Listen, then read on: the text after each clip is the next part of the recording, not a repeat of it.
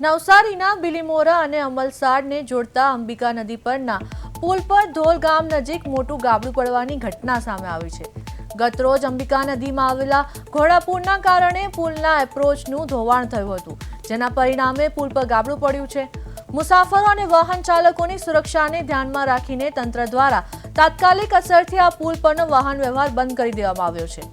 હાલમાં તંત્ર દ્વારા યુદ્ધના ધોરણે આ ગાબડાના સમારકામની કામગીરી શરૂ કરવામાં આવી છે, જેથી જનજીવન ફરી સામાન્ય બની શકે।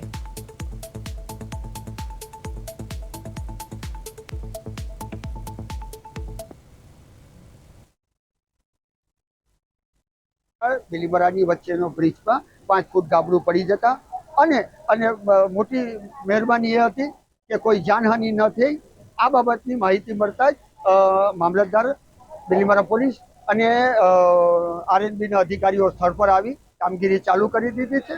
આ બ્રિજને વહેલો જો રિપેર કરવામાં ન આવે તો બિલીમોરાની આજુબાજુના ગામડાઓને ઇમરજન્સી સર્વિસ અમારથી પહોંચી શકાય નથી, પણ આરએનબીએ ખાતરી આપી છે કે 2-2.5 કલાકમાં અમે રસ્તો ચાલુ કરી દઈએ।